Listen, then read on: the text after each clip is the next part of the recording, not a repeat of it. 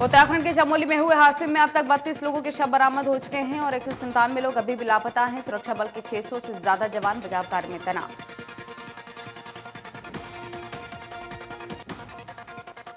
मुख्यमंत्री सीएम त्रिवेंद्र सिंह रावत ने कहा कि लगभग 50 मीटर तक कचरा और है और अगर रेस्क्यू टीम इस बाधा को पार कर जाती है तो हमें कुछ अच्छी खबर मिल सकती है।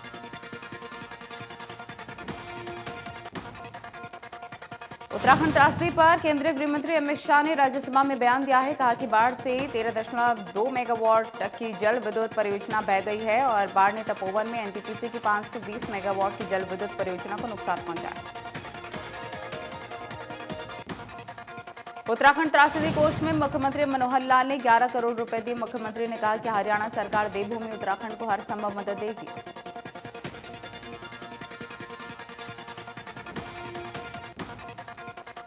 माने के सिविल कॉन्ट्रैक्टर्स के साथ मीटिंग के बाद सीएम मनोहर लाल ने कहा कि सरकार के साथ काम करने वाले हर स्टेक होल्डर्स के साथ एक एक करके मीटिंग कर रहे हैं। स्टेक होल्डर्स के साथ मिलकर सुझाव मांगते हैं और उनके क्षेत्र के नियमों को बदलाव करते हैं।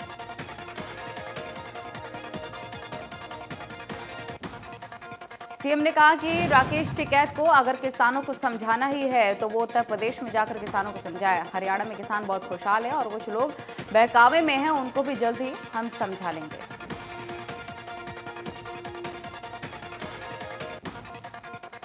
पिहोवा के गांव गुमथला में किसानों की महापंचायत, जिसमें किसान नेता राकेश टिकैत भी पहुंचे और महापंचायत में भारी संख्या में किसानों ने हिस्सा लिया। महापंचायत को संबोधित करते हुए किसान नेता राकेश टिकैत ने कहा कि किसानों के खिलाफ साजिश रची जा रही है। टिकैत ने कहा सरकार गलतफहमी में ना रहे क्योंकि किसान मांगों को मनवाए बिना वापस नहीं लौटेंगे। अगली बार 40 लाख ट्रैक्टरों की रैली होगी। उन्होंने कहा कि आंदोलन सिर्फ हरियाणा पंजाब का नहीं, पूरे देश का आंदोलन बन गया है। संयुक्त किसान मोर्चा के किसान नेता लगातार लोगों के बीच पहुंचकर समर्थन की मांग कर रहे हैं। इसी कड़ी में भारतीय किसान यूनियन के प्रदेश अध्यक्ष गुरनाम सिंह चढ़ूनी ऐलनाबाद पहुंचे। 14 फरवरी को किसान महापंचायत को लेकर इंद्री में अनाज मंडी स्थित किसान भवन परिसर में किसान प्रतिनिधियों की एक पंचायत होगी, जिसमें महापंचायत को लेकर योजना पर विचार विमर्श किया जाएगा। चरखी दादरी के गांव बंगड़ाना में ग्रामीणों और किसानों ने सम्मान समारोह का आयोजन किया है। कार्यक्रम में इनेलो नेता अभय चौटाला ने बतौर मुख्य अतिथि शिरकत की। उन्हें हल भेंट कर सम्मानित किया गया। सोनीपत के सिंधु बॉर्डर पर एक और किसान ने आंदोलन के दौरान दम तोड़ दिया। मृतक किसान पानीपत का रहने वाला था। अब तक सिंधु बॉर्डर पर 17 किसान जान गंवा चुके हैं। 26 जनवरी को दिल्ली में हुई हिंसा के मुख्य आरोपियों में से एक दीप सिद्धू को पुलिस ने गिरफ्तार कर लिया है। करीब 15 दिन की फरारी काटने के बाद दीप सिद्धू को स्पेशल सेल ने करनाल से गिरफ्तार किया। दीप सिद्धू बिहार भागने की फिराक में था।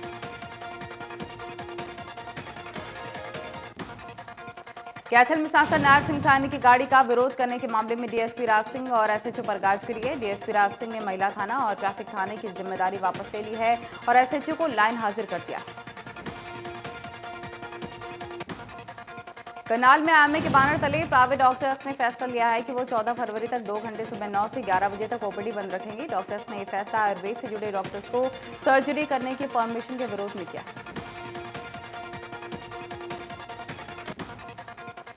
फतेहाबाद के गांव दरियापुर में सर्व हरियाणा ग्रामीण बैंक की दीवार तोड़कर चोर बैंक में घुस गए और तिजोरी को गैस कटर से काटने की कोशिश की है, लेकिन चोर अपने मंसूबे में कामयाब नहीं हो पाए।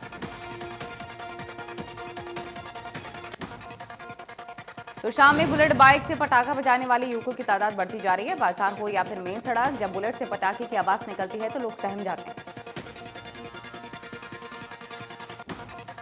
सोनीपत के गांव बड़ोली में संविधान निर्माता अंबेडकर की प्रतिमा को खंडित करने का मामला सामने आया, जहां पर पार्क में रखी हुई प्रतिमा को असामाजिक तत्वों ने तोड़ दिया। प्रतिमा तोड़े जाने पर ग्रामीणों में रोष है। गोहाना में मुगलपुरा कॉलोनी में रहने वाले व्यक्ति ने अपनी पत्नी की हत्या करके शव को बोरे में बंद करके ड्रेन में फेंक दिया। परिजनों का आरोप है कि आरोपी शराब पीने का आदी है। न्यू के गांव सिंगार से 3 तलाक का मामला सामने आया है, जहां पर एक युवक ने अपनी गर्भवती पत्नी को 3 तलाक दे दिया। पुलिस ने पीड़िता के पति की शिकायत पर पति सहित 5 नामजद लोगों के खिलाफ केस दर्ज किया। टोहाना रेलवे स्टेशन पर दैनिक इंटरसिटी ट्रेन की ठहराव की मांग को लेकर रेल मंत्री और सांसद सुनीता दुग्गल को नगर पार्षद ने पत्र लिखा है। टोहाना से व्यापार के लिए और शिक्षा के लिए सैकड़ों लोगों का प्रतिदिन दिल्ली आना जाना रहता है।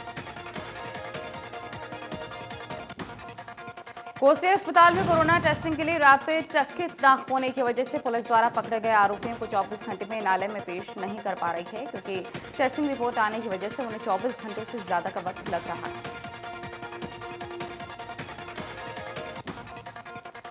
पीएम मोदी ने एक बार फिर से राज्यसभा को संबोधित किया। कांग्रेस के गुलाम नबी आजाद समेत 4 सांसदों को सदन में विदाई दी गई है। इसी दौरान पीएम नरेंद्र मोदी ने गुलाम नबी आजाद की जमकर तारीफ की।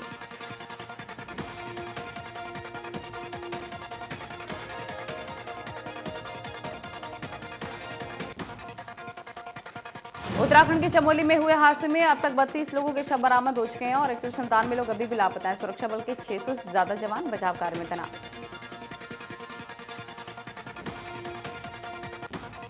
मुख्यमंत्री सीएम त्रिवेंद्र सिंह रावत ने कहा है कि लगभग 50 मीटर तक कचरा और है और अगर रेस्क्यू टीम इस बाधा को पार कर जाती है तो हमें कुछ अच्छी खबर मिल सकती है।